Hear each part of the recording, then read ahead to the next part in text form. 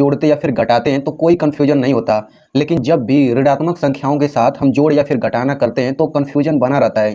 तो इस वीडियो को आप लोग अच्छे से समझ लीजिए, इसके बाद आपका कन्फ्यूजन हमेशा के लिए दूर हो जाएगा। ठीक है, तो इन चारों प्रश्नों यानी कि ये जो 5 प्रश्न दिए गए हैं, हम लोग इन्हीं की मदद से वो कन्फ्यूजन दूर करेंगे। तो सबसे पहले हम लोग ये समझ लेते हैं कुछ चीज़ें। तो यहाँ पे देखिए 2-2 संख्याओं को सबसे पहले हम लोग हल करेंगे। तो इन दोनों संख्याओं में देखिए यहाँ पे माइनस चिन्ह है, यहाँ पे प्लस चिन्ह है, और वैसे यहाँ पे 10 के आगे प्लस चिन्ह है, यानी कोई भी संख्या के आगे अगर कोई चिन्ह नहीं दिया गया, इसका मतलब उसके आगे प्लस चिन्ह हमेशा रहता है। जैसे इसके आगे प्लस चिन्ह नहीं दिया गया, इसका मतलब यहाँ प्लस हम लिख सकते हैं, या फिर यहाँ पे प्लस मौजूद है। ठीक है, वैसे ही यहाँ इसके आगे प्लस चिन्ह नहीं दिया गया, इसके आगे भी प्लस चिन्ह मौजूद है। तो हमें सबसे पहले इन्हें हल करने से पहले हमें ये देखना पड़ेगा कि जो दोनों संख्याएं दी गई हैं वो अगर प्लस माइनस रहती हैं या फिर माइनस प्लस रहती हैं तो वहाँ पे हम संख्याओं का घटाना करते हैं। ठीक है, और अगर दोनों अंकों के सामने प्लस प्लस चिन्ह रहता है या फिर माइनस माइनस चिन्ह रहता है तो वहाँ पे हम संख्याओं को जोड़ते हैं। अभी हम लोग एग्जाम्पल से समझते हैं और अच्छे से समझ आएगा। तो यहाँ पे देखिए प्लस, इस संख्या के आगे माइनस चिन्ह है और इस संख्या के आगे प्लस चिन्ह है, यानी कि ये वाला ऑप्शन मिल रहा है कि माइनस प्लस चिन्ह दोनों आते हैं, तो वहाँ पे हम क्या कहे थे, संख्याओं का घटाना होता है।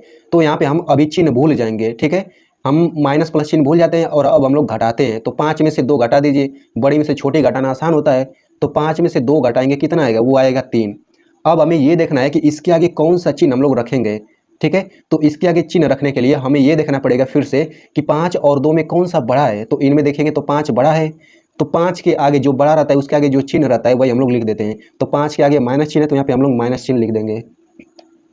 तो इस तरीके से -5 + 2 का हल हो जाएगा -3। ठीक है, वैसे ही यहाँ पे 10 - 12 है तो इसके आगे हम प्लस लिख सकते हैं। वैसे आप लोग लिखिएगा नहीं प्लस चिन्ह, मतलब ये माइंड में रखने वाला चीज़ है कि इसके आगे प्लस रहेगा।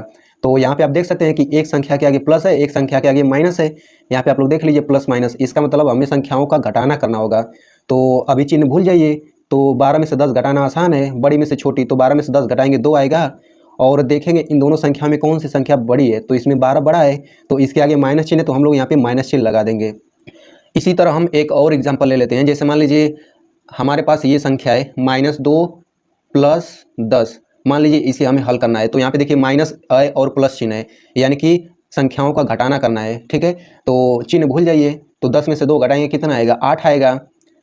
अब इसके आगे कौन सा चिन्ह रहेगा, तो 2 बड़ा है कि 10, तो 10 बड़ा है और 10 के आगे प्लस चिन्ह है, तो इसका मतलब हम यहाँ पे प्लस लिखेंगे। और यहाँ पे प्लस लिखें या ना लिखें बात बराबर है, क्योंकि किसी भी संख्या के आगे कोई चिन्ह नहीं रहता तो वहाँ पे प्लस रहता है।